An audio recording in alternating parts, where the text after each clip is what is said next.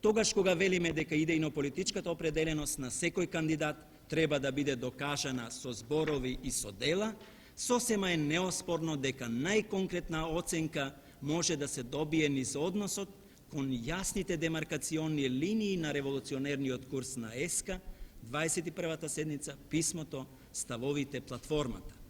Во битката за нив, во широката општествено-политичка акција, што тие ја покренаа, се афирмираа и докажаа многубројни борци за општествениот прогрес, за социјализам и самоуправување, ценити по своите работни и морални квалитети, спремни секогаш на дело во своите работни средини да го дадат својот придонес за доследно остварување на задачите на ЕСКА, способни за натамошно продлабочување на политиката на Сојузот на комунистите. Во нив, во тие плејада борци, работници, непосредни производители, интелектуалци, младинци, другарки од многобројните организации на здружен труд во нашиот град, од другите работни самоуправни средини, од училиштата и факултетите од селата, треба да ги посочиме оние што се во акцијата, оние што и се верни и спремни за неа.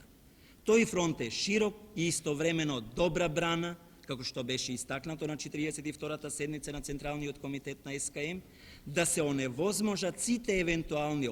обиди за членови на раководствата на организациите на Сојузот на комунистите да се кандидираат и оние поединци кои дејствувале од групашко-фракционерски позиции и го разбивале единството на Сојузот на комунистите, што дејствувале од анархолибералистички, националистички, технобирократски, инфомбировски и неонфомбировски и други идејно-туги позиции, што се однесувале пасивно, но и политички неутрално или од кариеристички, догматски и други мотиви одбегнувале да влезат во конкретна идејно-политичка битка, кои неодговорно се однесувале спрема општествениот имот, како и оние поединци што општествените и политичките функции ги користеле за здобивање на лични, материјални и други користи и привилегии.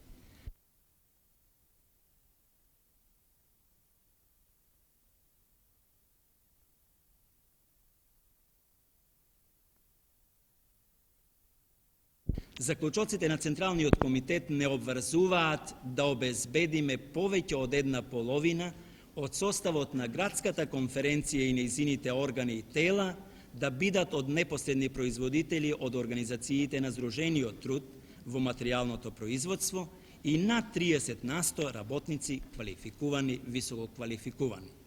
Меѓутоа, Скопје е град во кого делуваат неколку стотини организации на здружен труд од материјалното производство.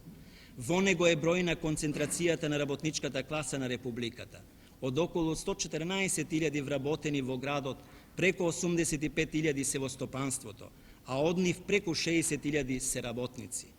Заради обезбедување поголемо влијание на комунистите од материјалното производство од градот во политиката и акцијата на Сојузот на комунистите, заради создавање поголеми предпоставки за побрзо менување на сегашната неповолна структура во вкупниот однос на членството на Сојузот на комунистите, предлагаме наша обврска да биде обезбедување најмалку 65% од составите на градската конференција, градскиот комитет и реонските комитети да бидат од комунисти од материјалното производство. И натаму, за да се обезбеди од материјалното производство работничко мнозинство, предлагаме од тој состав најмалку 70% да бидат високо квалификувани и квалификувани работници комунисти. Се разбира, оние организации и реони што по својата структура се производни и работнички треба да одат и над овие определби, а некаде каде што специфичноста е таква и нешто под, меѓутоа одстапување од генералната обврска не смее да има.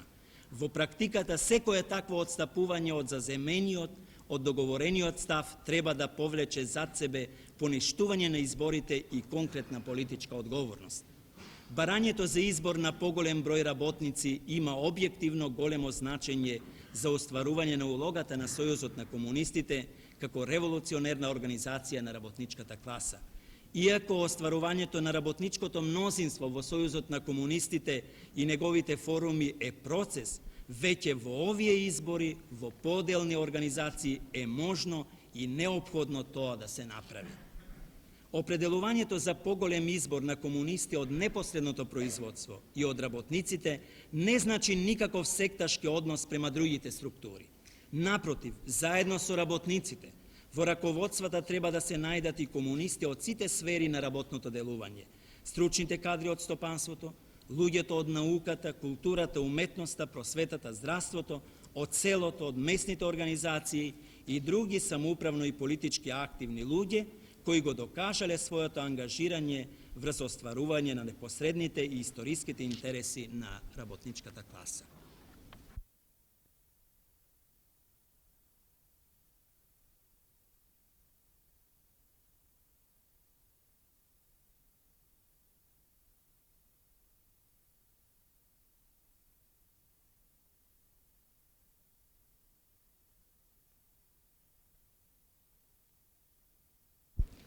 Несомнено, не би требало да се прават големи и широки споредби, зашто и најобичните секојдневни импресии потврдуваат дека во досегашниот општествено-политички, економски, културен и општ развој на градот, во организациите на Сдружениот труд од стопанството и другите дејности, во науката, во културата, образованието, во самоуправните и општествено-политичките организми, во битката за натамошен развој на самоуправните социјалистички односи, израсна и се афирмираа голем број кадри кои секојдневно ни своето конкретно ангажирање ја потврдуваат политиката на Сојузот на комунистите и самоуправната социјалистичка ориентација.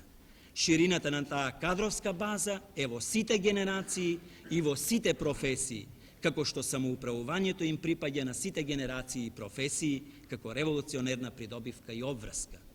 Ова основа, како и крупните задачи што пред нас стојат во наредниот период, неопходно ја наложуваат потребата Сојузот на комунистите организирано да ја засили својата улога и влијание во водењето на кадровската политика во сите сфери на општествено-политичкиот живот. Меѓутоа, факт е дека денеска кога малку поорганизирано приоѓаме кон одредувањето и реализирањето на кадровската политика, гледаме, сознаваме колку се тешки последиците од отсуството на поперманентна идејно-политичка акција на ЕСКА и на другите општествено-политички организации во оваа област. Отсуството на таа акција било надоместувано со контраакција. Областа на кадровската политика е највидливата точка до која стасал либералистичкиот, технобирократскиот и опортунистичкиот однос. Наместо афирмација на критериумите за кадровската политика, кои се содржани во документите на Сојузот на комунистите, во поделни средини и дејности се воспоставувани и други критериуми и друга практика, чие обележје е стихијност и приватизација на кадровската политика, нејзино ставање во услуга на групашка борба. Оттаму во повеќе средини, наместо критичкиот однос према трудот на поединци, се вкоренило незамерувањето, полтронството, молчењето и затворањето очи и пред најочигледно кршење на нормите на демократско самоуправно однесување. Во такви услови некаде се занемарени и потиснати идејно-политичките и моралните квалитети и определби. Во отделни средини и случаи имало и има и нивно слободно интерпретирање во кое па и за дела од стопански криминал, антисамоуправно делување, информбировштина, отуѓување на општествениот имот, самоволно и бирократско однесување, она што представува кршење на утврдените општествени морално-политички и идејни определување, да се гледа како на нешто што не треба да има некое битно влијание во конкретниот избор на кадри за поотделни места.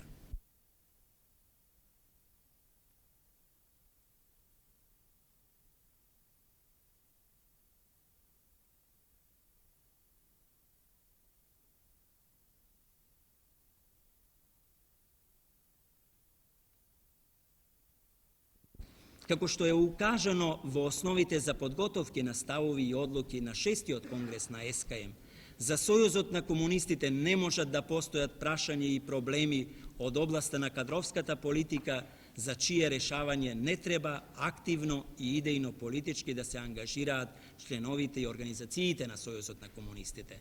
Таа активност не може да се исцрпува само со укажување на веќе усвоените принципи. туку со конкретна политичка акција тие треба да се трансформираат во самоуправната општествена практика.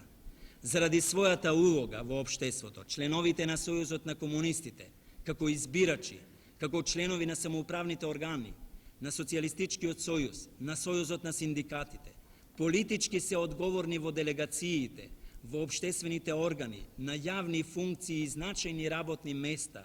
врз основа на заострени стручни морално-политички критериуми да бидат избрани луѓе кои се потврдиле со резултатите во работата, јасно идејно определени и способни со успех и одговорност да ги вршат овие должности. Членството во Сојузот на комунистите не може автоматски да биде услов за избор на луѓе на одговорни работни места и функции. Но Сојузот на комунистите не може да дозволи на значајни раководни места да се најдат противници на социјалистичкото самоуправување, исклучување од Сојузот на комунистите поради своето антипартиско делување или оние кои неодговорно се однесуваат спрема општествениот имот и се осудувани за криминал.